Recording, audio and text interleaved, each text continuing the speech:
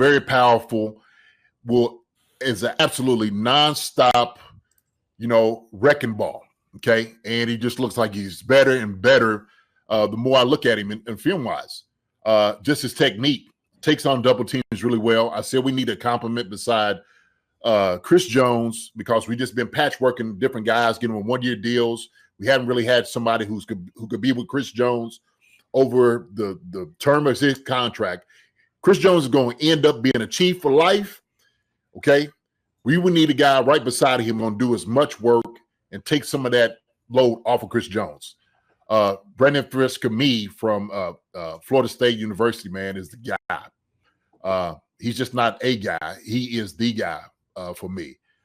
He brings everything to the table that you like to see on film, like the nastiness, gets up, pops up at every single play. He's just ready to go.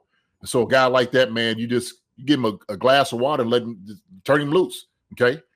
Maybe put some red meat out there for him and let him go. So that's why I like Braden Fiske a lot.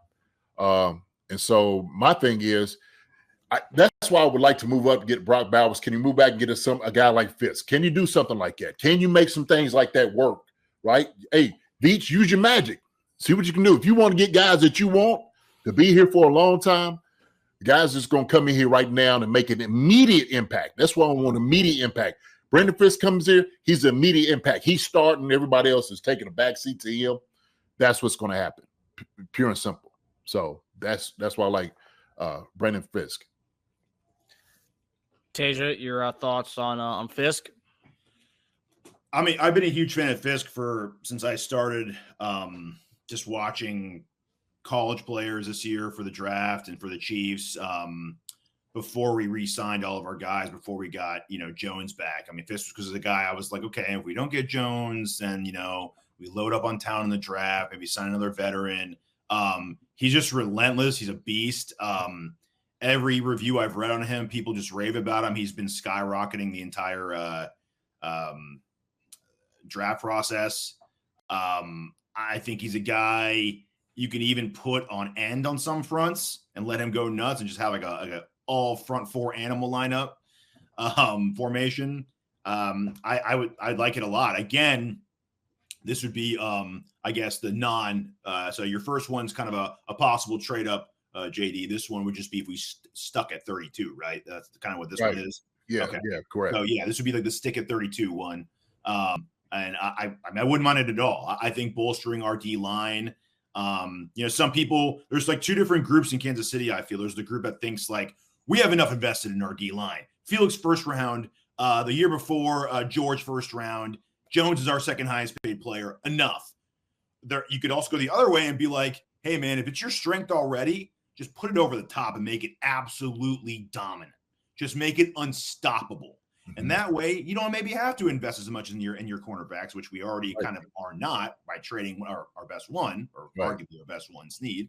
So you could be like, if those guys give quarterbacks 1.2 seconds to throw the ball, our quarterbacks don't need to cover guys for 5 seconds. Exactly. They just need to stick on them at the line, throw them off their route, and that's it. Quarterbacks got to get rid of the ball and throw it somewhere. And I wouldn't mind that at all. I would see that and be like, I get it. I know what they're trying to do, right? So, yeah, I would love Fiske. Yeah. I think you need another guy because Minhu's going to be out. He's going to be gone, okay? So he came here last year and gave us everything he that we thought he was going to do and even more and then some because he was very versatile, moving in and out. Mike Danner just signed. He's a great fit and mix over there. I think we need a guy who can stop the run, who can rush the pass, put pressure on the quarterback. I agree with everything you said, Teja. Like you said, if you get good pressure on the quarterback, then you don't need to cover, right?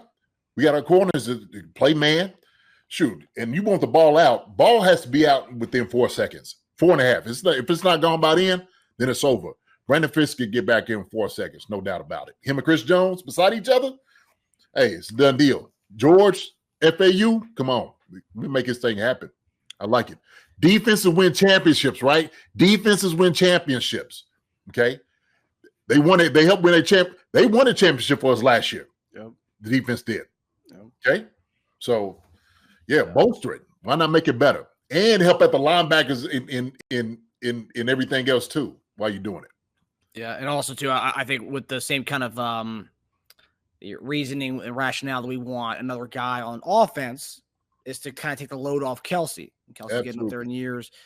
Chris Jones, while he's still young, let's take the load off him. He's our second highest paid guy on our team. We don't want it be the end all be all just on his back like it has been. Let's kind of take the load off him. We got the edge rushers. Let's get a guy next to him finally, like what the Rams did last year by getting Kobe Turner, who JD was also high on last year in our mock draft. That's who you wanted us to take later on the draft. And look what he did this year. So obviously you see something in these D tackles and you're seeing something in Fiske that could be beneficial to the squad and helping take the load off Chris Jones's back in the trenches. This guy right here always was somebody that I liked. He was somebody I think that we need. When I say need, kind of for the long term. And this position that we're trying to fill is something that I don't feel like we need to, patch up.